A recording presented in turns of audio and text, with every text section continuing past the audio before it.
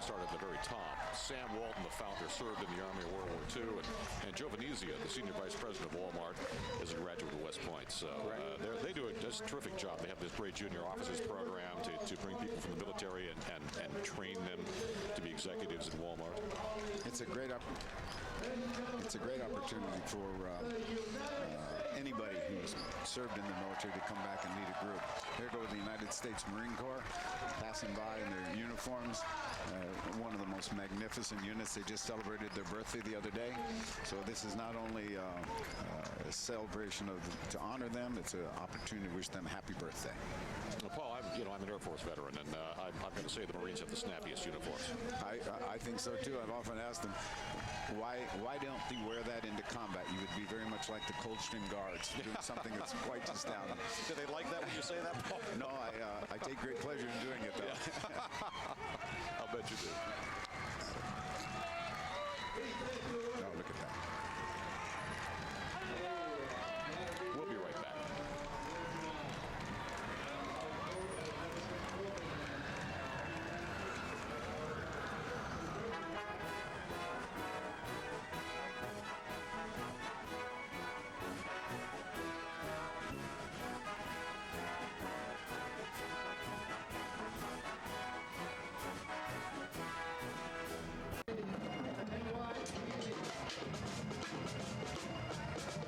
The music you listen to is courtesy of the Port Authority Police Department Marine Corps Association band right here, Marshall.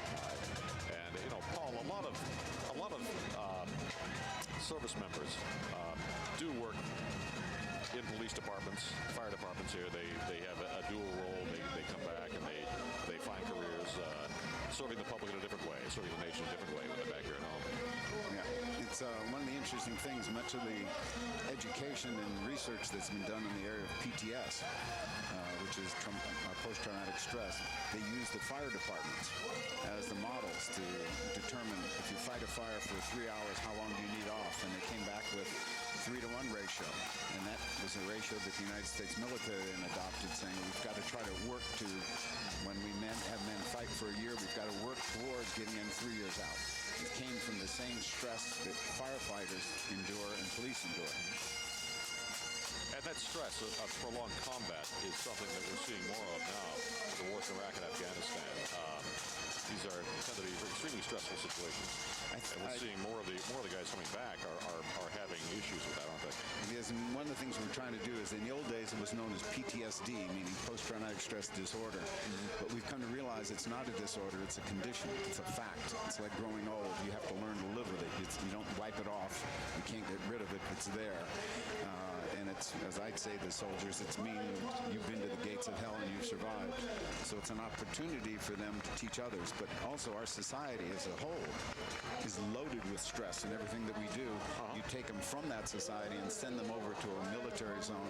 It just compounds the problem. So it's harder on these kids that are fighting this war than it was on others where we had a more relaxed society.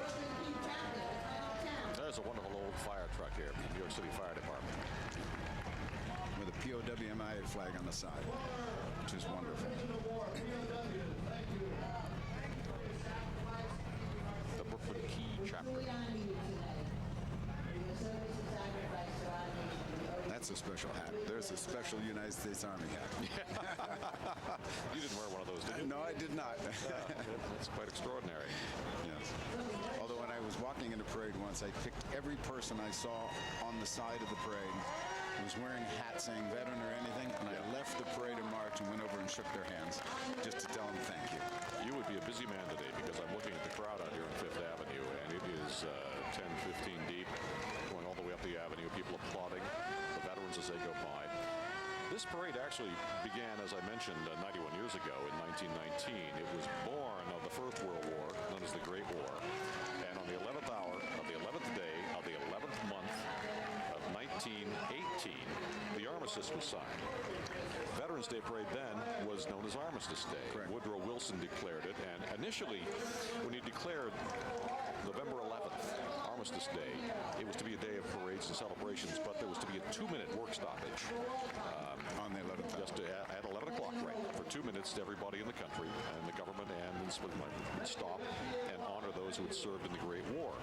And like all government programs, the 2 minutes expanded to a full day now. So we celebrated an entire day. Well, what's really fascinating and exciting about today, though, is literally 15, 20 years ago, Veterans Day parades all over the country were being canceled for lack of interest. And to see it come back this strong, this vibrant, sending the message to all our forces overseas that we have not forgotten you and we're waiting for you to come home. And when you come home, you'll be the hero to this country that you deserve to be. And I think that's just a wonderful message to send to the men and women that are serving overseas and their families. It's worth noting also that there was a period of time in the 1970s when Congress passed a law that moved Veterans Day to the 4th Monday in October so that government workers could have a 3-day weekend. And that was immediately controversial. States began to object because the point of Veterans Day wasn't to give government workers an extra 3-day weekend. It was to honor the veterans. Some of the states began rebelling and continuing to celebrate Veterans Day on the proper day, November 11th. And eventually, by 1978, the entire nation was back to celebrating Veterans Day when it should be on November 11th, the original date. That's interesting. That's another event that occurred that involved the Vietnam veterans, because that was a time when there was quite confusion about the war and the warrior. And across the country, people were turning their backs on veterans, and I think that became just another holiday. Now it's back, it's strong, and I think this is quite a testimony to the skill and the courage of the leaders of this war. Not only the men and women we celebrate every day, but the leaders. How were you treated when you came home from the Vietnam War, Paul? Well, I was lucky. I was very fortunate. I was an officer, came back to Travis Air Force Base, but an interesting thing occurred then. When we landed, they said, officers, enlisted men, knock off the noise. We'll get you out of here as soon as possible.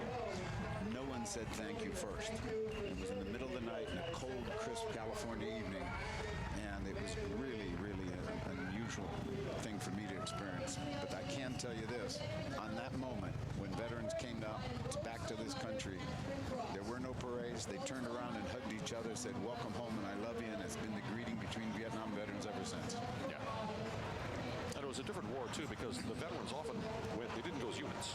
They were deployed sort of individually to Vietnam, and it didn't come, in World War II, they trained as units, they deployed as units. It changed for the Vietnam War. Correct. And we were fillers because you had draftees joining every day. Presently, we send people over in units. They train as units, they fight as units, they come back as units, and they go home through a reinforcement of each other as a unit. The other thing that's unprecedented in this war is the Guard and Reserve participation. They do not get the institutional support when they come home. They go back to a civilian community. Many people might not even know they're veterans. So it's something on this day is to remember to reach out for those in your community who have served this country. Not just to say thank you for your service, but to see what you can do to help them. We're looking a moment ago at the Freedom is Not Free float. There it is right now. The float sponsored by HBO. And riding on the float are veterans of all eras, representing the mosaic of the veterans community here in New York and all across America. So it's a great float. And once again, that Freedom is Not Free, the theme of today's parade is etched in the black granite of the Korean War Memorial on the Mall in Washington, D.C. And if you haven't been there, you should go. I think it's one of the more stirring memorials on that mall with all the brass statuary of soldiers on patrol. Yes, and especially it's an eerie monument if you go there in a cloudy day, because it looks like the soldiers are alive as they're marching out with their ponchos on. It does. It's great. And in winter when there's snow, it's reminiscent of the long march, the frozen chosen march when the Chinese came over the 38th parallel to repel the United Nations forces, primarily United States forces in Korea. And there was that long, desperate march to try to get back to a defensible position. It's just wonderful that finally Korea is getting its recognition. It took them a long time to get here. This is the Hartzell Marching Band, the Hartzell High School Marching Band from Hartzell, Alabama. And it's the third time they have marched in the Veterans Day Parade. There's 60 musicians in this band. Welcome, Alabama. That's quite a tribute. They came all the way from Alabama to march down Fifth Avenue.